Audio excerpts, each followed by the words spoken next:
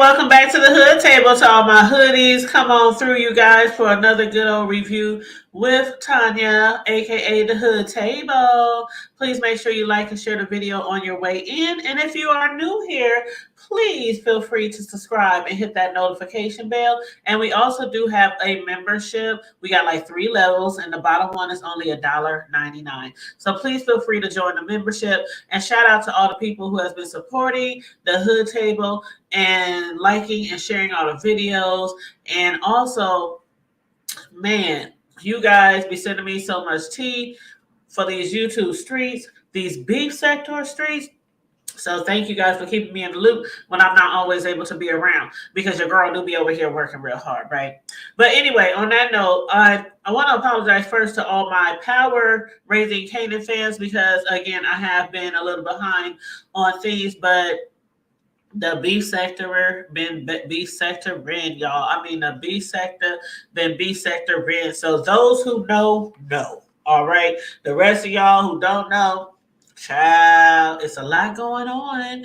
But anyway, back to this review. We are now on season 3, episode 9 of Power Book 3, the spinoff, Raising Kanan, and the title of the episode was Home to Roots. Now, since we are a little behind, I'm going to give a little tiny bit of recap for episodes 7 and 8 and 6. Am I going to do a little bit of 6? No, I think I'm just going to 7 and 8.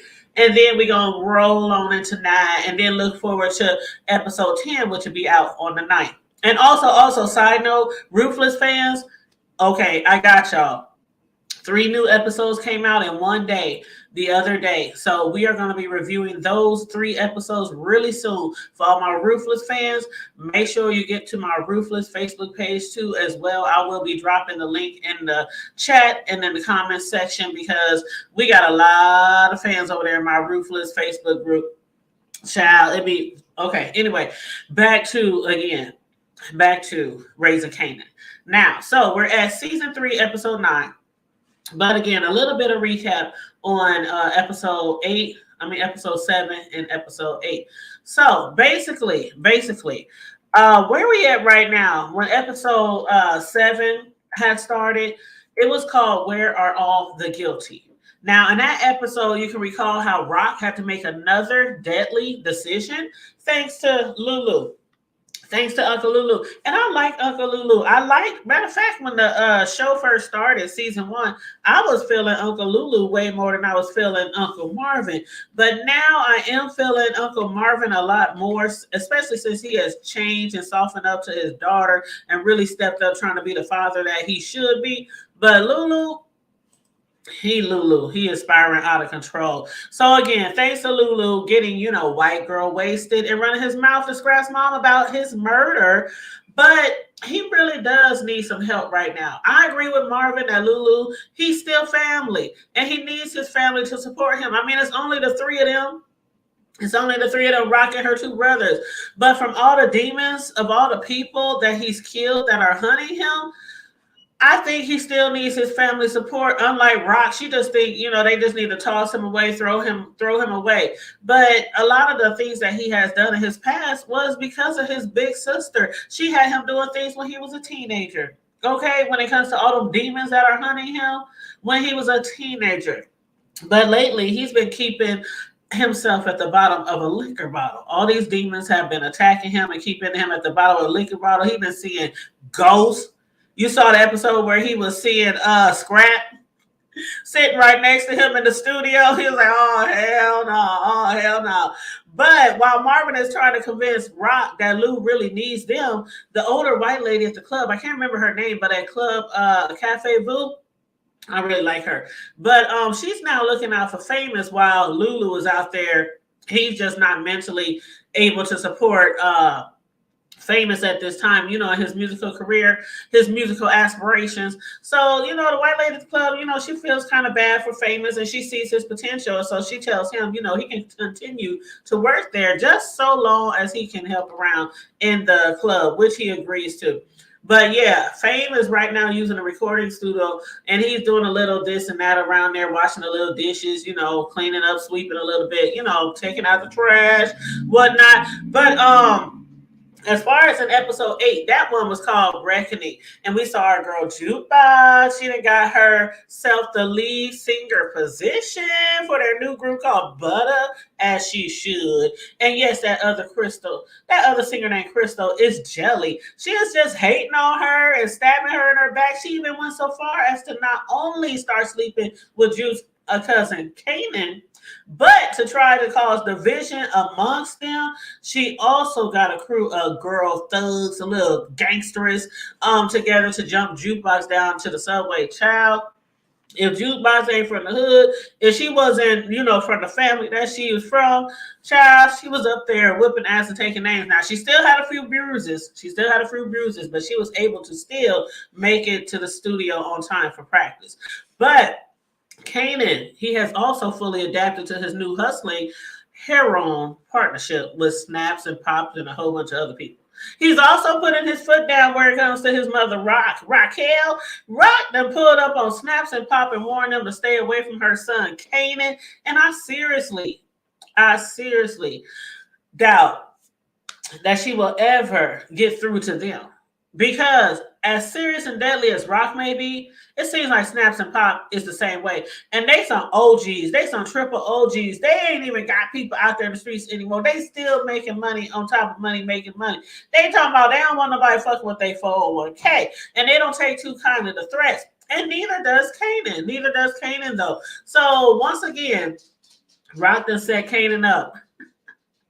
This time the caseworker, she came to his little apartment, the apartment that he done took over from his homeboy Famous. Like, how you gonna put somebody out their own crib? That shit gets me. That's why I said the other episode that, man, Fame, he got it in him. He done already put down somebody. He got it in him. I think he need to step to his friend. Like, you supposed to be my friend, my homeboy. We done came up together and you treat me like this and disrespect me and treat me worse than a dog on the street. And then you put me out my own apartment. But anyway, so the caseworker done showed up at the apartment where Kanan is, and he was over there, rolling around in the bed with Crystal. And she told him, basically, you got 24 hours, child, to get your butt back home to your mama. Otherwise, we're going to have the police come looking for you and lock you up. She told him he will be arrested if he does not return home. And again, Kanan also don't take too kindly to threats. So he done recruited Nick's crazy ass brother, Ronnie. Ooh. Ronnie just gets under my skin. But anyway, he recruited him to step to that caseworker to advise her, aka to warn her to back the hell off of Kanan and Rock.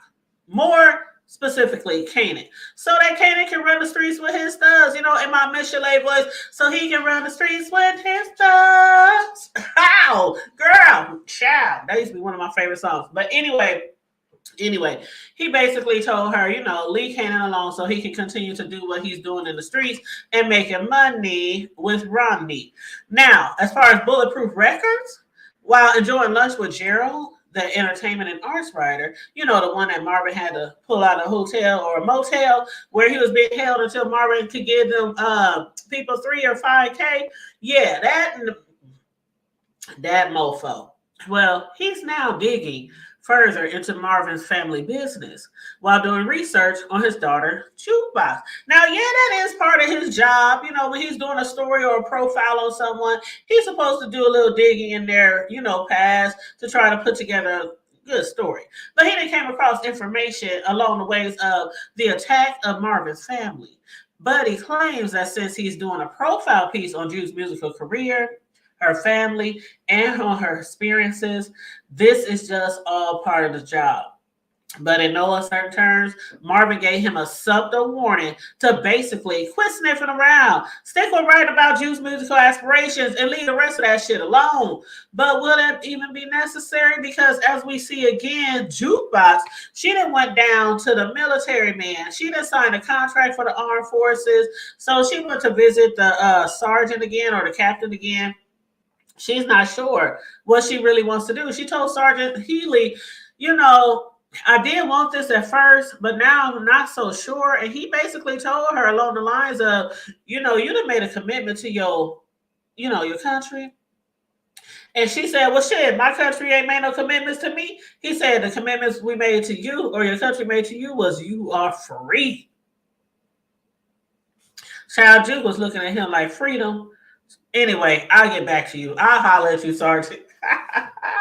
So we don't know right now, but looking in, the past at Power, the main Power, we know a little bit of what she ends up doing. But right now, I don't remember if it said in the original Power if she actually went to the military. I know she was a police officer, but I don't know if she actually went to the military. So we shall see about that further along, probably the end of this episode, this season. But anyway, Juliana in episode 8, she was making some moves behind her cousin Joaquin's back. Rock said to him, I bet all of a sudden she's making moves behind your back. She's acting different. Y'all ain't connecting. She's probably affording more expensive shit. She's avoiding your phone calls, taking phone calls. She don't want you to hear. You know how people be, over on the side, in the corner. Let me step outside and make this phone call. Switching up on his cousin, basically. Rock says she's done it to me. And she's doing it to you. And basically, Rock was trying to let him know that his cousin was making deals behind his back, but still having faith in Juliana. Joanne, he just assumed that, she lost her husband, Gabrielle. She's just going through something right now. That's why she's acting a little different. But Rock knew the truth.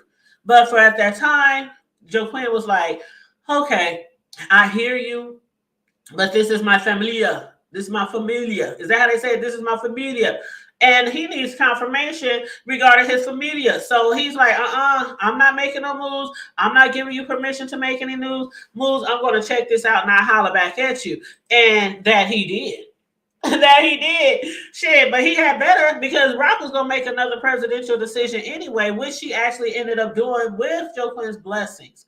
Okay, because Joaquin ended up confirming Rock's suspicions. So per his blessings, Rock, she put Juliana down with 2 bullets to the chest and 1 in the head. The same way she told her son to kill his daddy, her baby daddy, Officer Howard. And then I did notice in episode 9, I can't remember who said it. Who was it? Was it Pops? Was it Pops and Snaps? They were saying something like he don't drink like his father didn't used to drink, or he don't get drunk like his father, something like that. So some of the people still there are still under the impression that his pops is somebody else and not Officer Howard. But anywho, moving right along. We are now on episode 9. I told you that was going to be a quick little review of 7 and 8. But at the beginning of episode 9, we saw Uncle Lulu coming up short at the liquor store. Evidently, he done left or misplaced his wallet somewhere and decided it was a good idea to pull a gun on the cashier. This fool is out there going crazy. He's continually getting white girl wasted and just roaming around all through the night at every liquor store he can find open. But anyway, he didn't know that cashier had a gun on their own self. Okay, they had a gun of their own. He lucky he didn't get killed that day. And I was thinking, are you trying to commit? Are you trying to get rid of yourself? Are you trying to have somebody put you down? You know how some people, they can't do it themselves. So they rather have somebody else do it. So I'm thinking maybe he's trying to go out like that, give somebody a reason to, put him down, put him out of his misery for, all those demons that's been hunting him and everything. But anyway, he got away. Now, Joaquin, again, after giving permission to Rock to put his cousin Juliana down, he had rolled up on Ronnie, making sure that he understands not to F with his familia, nor his money. And now that Ronnie knows that Juliana is dead and that his life has been spared, the only reason Ronnie isn't dead is because Ronnie's investors, asked Joaquin to spare his life. Joaquin also, told them if they could keep him away from my family and my money and all that, I promise not to supply heroin to South Jamaica Queens. Will that end up working? I don't know, because we see how Ronnie is. Ronnie, even though he wants to work with people, He don't want to work with people. He wants to run people. He wants to be at the top. He wants to be where Rock is right now. And that's his problem. His problem is he just don't want to stay in his own lane, but he wants to knock everybody off the top down to the bottom. Down to the bottom. And that's why he did what he did to his own brother. Get him out the way and keep on moving up and trying to get other people out the way anyway. But for now, his life has been spared. Okay. Next, Ronnie had a little sit down with Snaps and Pops. And Snaps also was like, we don't need you. We don't need you at all. You is messing things up. We don't play with people. We don't play with our money. And you, out of everybody else, you damn sure ain't gonna mess with our 401k, nigga. And Pops and Snap is not playing. I wonder why they call her Pop. I wonder why they call him Snap. Snap, Crackle, Pop. They obviously a team. Them motherfuckers. Child, you know what? The first couple of times I was like, oh, that's cute. That's cute. Husband and wife, they like to dress together. They like to match. Everything matches. They top, they bottom, they shoes. I mean, everything's just matching. They just coordinated. But then by the time the third time I seen them, I was like, oh, hell no. Come on now. When we used to do that shit back in the day, y'all, I know some of y'all did too. Y'all had little boyfriends, little girlfriends in high school or whatever, and y'all would dress alike sometime. Not all the time, but sometimes y'all would go shopping. Y'all would get the same pair of sneakers or the same jacket or the same, stuff like that. But I like these are grown ass people. They almost look like they're in their 50s or 60s and they dressing alike every damn day, like they twins or some shit instead of husband and wife. Child. Anyway, Rock. Now, Rock has always been, really supportive of Jukebox. As a matter of fact, when Jukebox dad, Uncle Marvin, when he was in prison, Rock took care of Jukebox. She took her in and basically raised her as, that's her niece, but she raised her as her daughter. And Jukebox looks up to her as her mother, mama auntie. But she has always been really supportive of Jukebox, and she still is. But she had met up with her for a little dinner, actually it was brunch, but even though Rock didn't eat shit. But they met up at a diner, and Rock was basically letting her know still, behind you 100%. I support all your endeavors, whether you're trying to make it in this music career, because she is very, very talented, and everybody knows that she could make it into that musical career. But then Rock received something in the mail that she thought was from Kanan because it had some military stamp on it. It was from the military, armed forces. So she assumed it was Kanan, and being Kanan ain't been around, she just opened up the letter and then realized that it was mailed to Jukebox. So she's kind of confused, like, I thought she wanted to be a singer. I thought she wanted to be a star. But if this is the route that you want to take, I still support any decision you make. So again, right now, I'm not too sure if she's going to end up in the military or not. I'm not too sure if she's going to have a small career with this group Butter, or if she'll go solo. We didn't know a lot about her background, in Power One. Matter of fact, I don't even know if they had planned for her to even be in any other spinoffs of Power when they created her first character, the first storyline. So I'm not sure if this was always planned for her to be in season 3 or, any other seasons afterwards to any other spinoff. I don't know. But I am looking forward to the moment where she gets from where she is now and ventures off to who we found her to be in Power, the main Power. Okay, that janky cop. All right. Anyway, but for the meantime, she still is going to support her. Now, the group Butter and Jukebox, they did an awesome job at that performance at the mall. They did a good job. I was like, now Jukebox, I'm going to have to tell y'all this. I never knew of Jukebox before this show. The real character, the real person. But she has an amazing voice. I mean, she has done so many things like plays and all kind of different performances, and I think she's actually working on her own like real music CDs and music, her own stuff. Being a solo artist, and child, she has an amazing voice. I watched a lot of videos on YouTube once I realized that she really can sing. But anyway, back to this performance, they did really good, even with all the division, the jealousy, and in Drew's case, even the bumps and bruises from when she got jumped in the subway. But they did put on a really nice performance, for their first act at the mall. And I'm sure they felt pretty good, pretty proud of themselves, including their manager. Because she was on their neck, boy.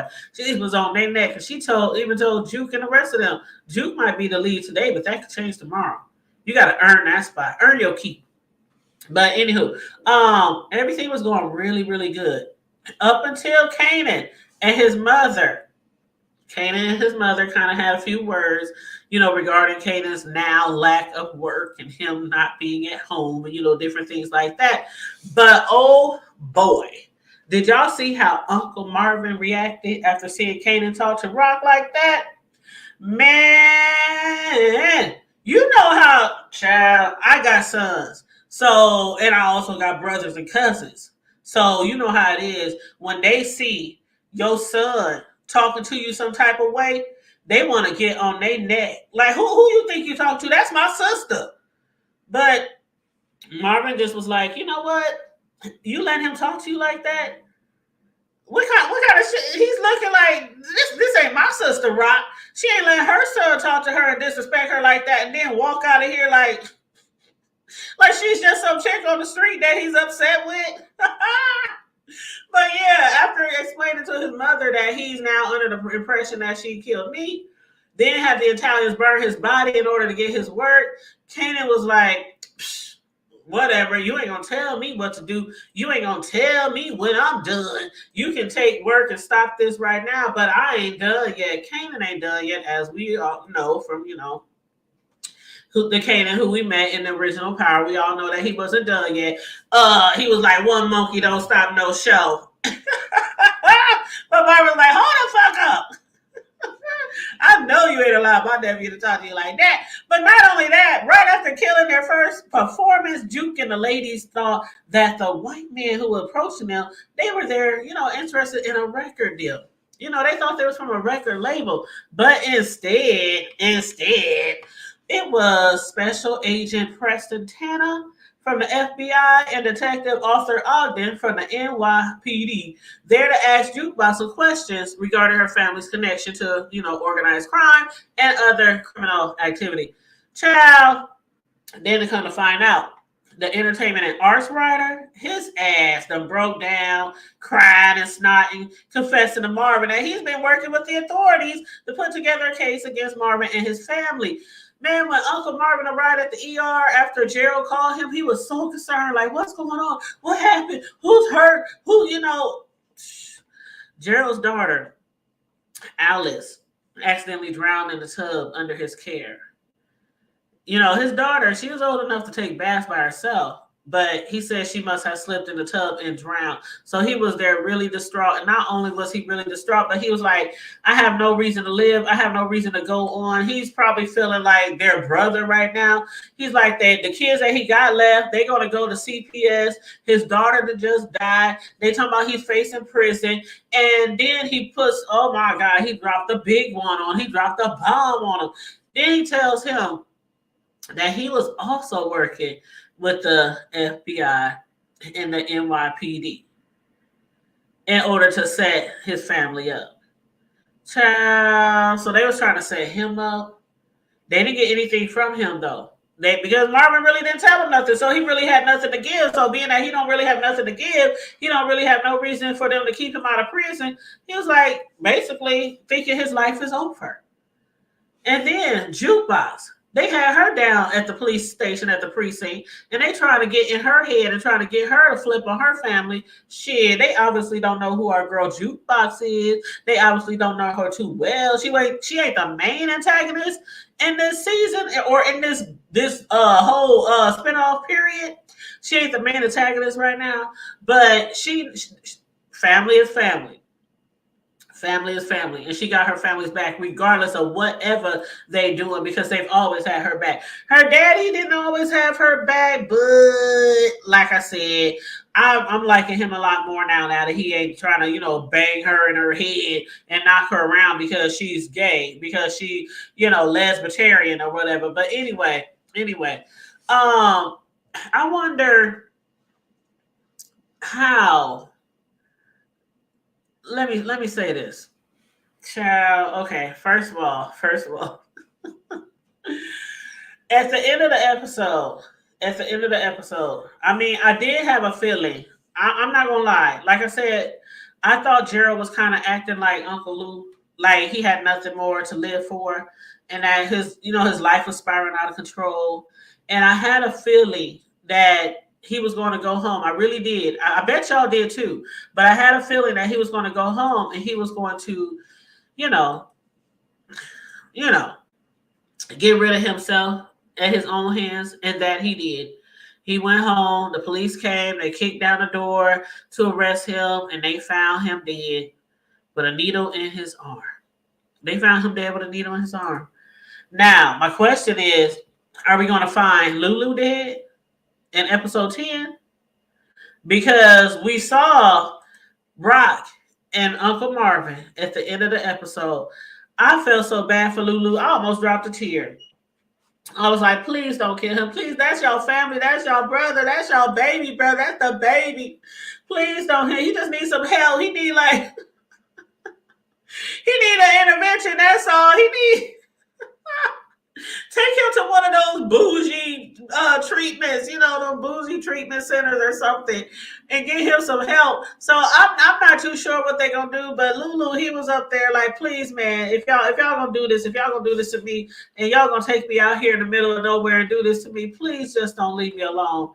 Don't leave me alone. That's the worst thing you can do to anybody, is take them somewhere and get rid of them and push them down. And then they're just out there in the middle of nowhere with all the elements, like animals, heat, cold. You're just out there alone and by yourself.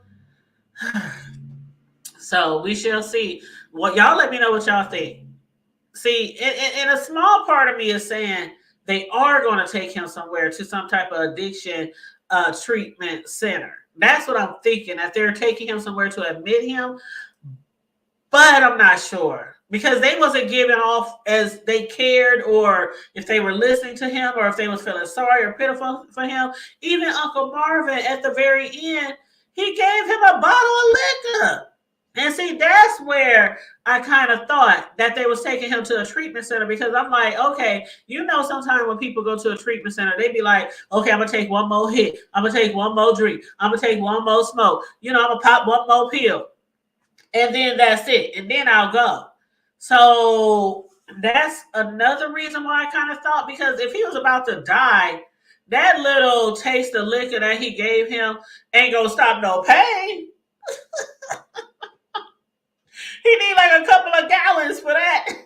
So that's what I'm thinking. Maybe they give him, his last taste of liquor before he goes in to be admitted and, get help to get clean. But again, y'all let me know what y'all think gonna happen in next season, which is going to be on the 9th, by the way. And that'll be episode 10 of season 3 of Power Raising Kanan, the spinoff. And on that note, y'all, thanks for tuning in. I hope you enjoyed the review. Make sure you guys like and share the video and subscribe to the Hood Table if you are new here. And again, for my Ruthless fans, I will be doing a Ruthless review, probably either, if not tonight, then it'll be tomorrow, and it'll be over the first newest 3 episodes. I think it's episode 11, 12, and 13, I think. So make sure you guys have that notification bell hit so you receive the notification of when I'm going to go live. And on that note, stay safe, be blessed, remain vigilant at all times, and always remember to keep it hood. I'm out.